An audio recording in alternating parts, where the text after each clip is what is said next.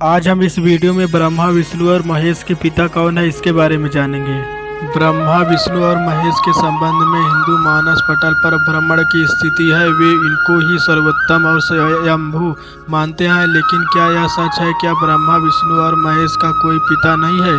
वेदों में लिखा है कि जो जन्मा या प्रकट है वह ईश्वर नहीं हो सकता। ईश्वर अजन्मा, अप्रकट और निराकार है। शिव पुराण के अनुसार ब्रह्मा ही सत्य है, वह अविकारी परमेश्वर है। जिस समय सृष्टि में अंधकार था, न जल न अग्नि और न वायु था, तब वही तस् ब्रह्मा ही था, जिसे श्रुति में सत कहा जाता है। सत अर्थात अविनाशी परमात्मा है। उस अविनाशी पर ब्रह्मा काल ने कुछ काल के बाद द्वितीय की इच्छा प्रकट की। उसने भीतर एक से अनेक होने का संकल्प उदित हुआ। तब उस निराकार परमात्मा ने अपनी लीला शक्ति से आकार की संकल्पना की, जो मूर्ति रहित परम ब्रह्मा है। परम ब्रह्मा अर्थात एकाक्षर ब्रह्मा, परम अक्षर ब्रह्मा पर ब्रह्मा भगवान सदाशिव है। अर्वाचीन और प्राचीन विद्वान उन्हीं को ईश्वर कहते हैं।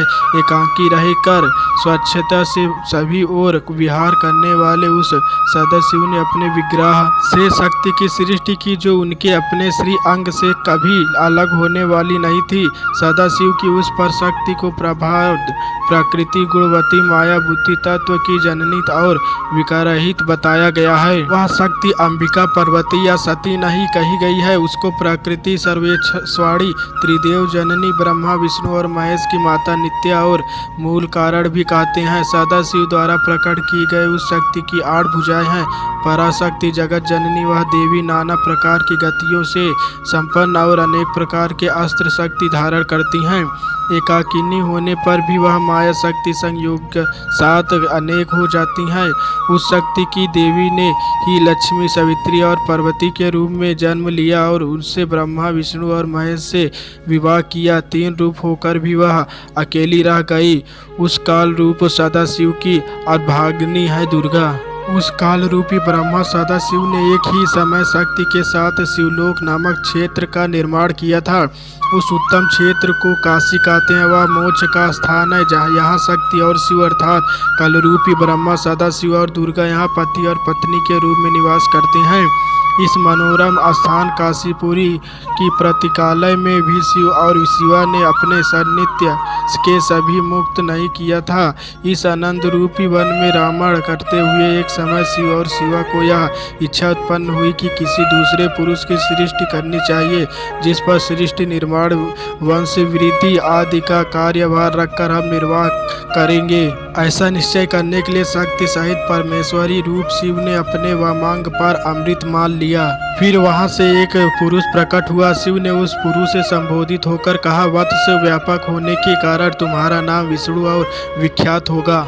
इस प्रकार विष्णु के माता और पिता काल रूपी सदाशिव और पराशक्ति दुर्गा है। शिव पुराण के अनुसार ब्रह्मा जी अपने पुत्र नारद जी से कहते हैं कि विष्णु को उत्पन्न करने के बाद सदाशिव और शक्ति ने पूर्वज प्रयत्न करके मुझे ब्रह्मा जी को अपने दाहिने अंग से उत्पन्न किया और तुरंत ही मुझे विष्णु के नाभि कमल में डाल दिया।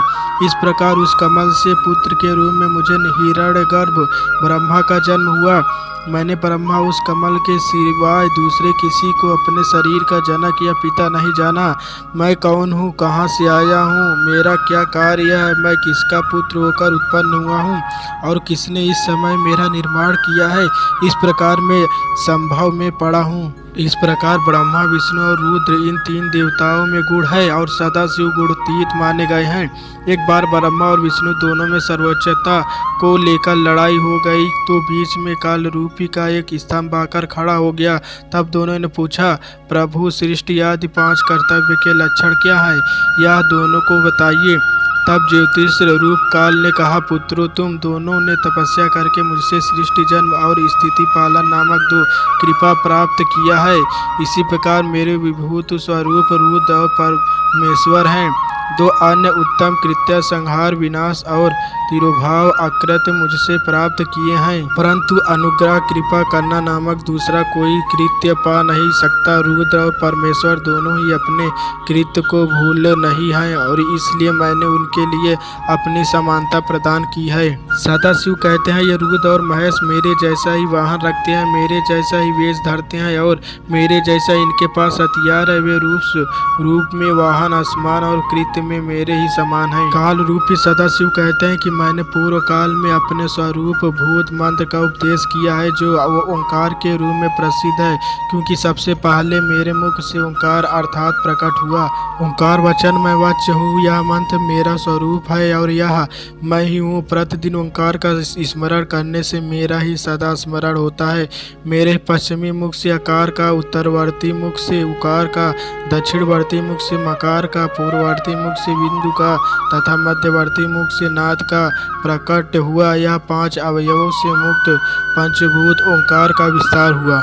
अब यहाँ 7 आत्मा हो गई। ब्रह्मा परमेश्वर से सदाशिव, सदाशिव से दुर्गा, सदाशिव दुर्गा से विष्णु, ब्रह्मा रुद्र महेश्वर से यह सिद्ध हुआ कि ब्रह्मा विष्णु रुद्र और महेश के जन्मदाता काल रूपी सदाशिव और दुर्गा हैं।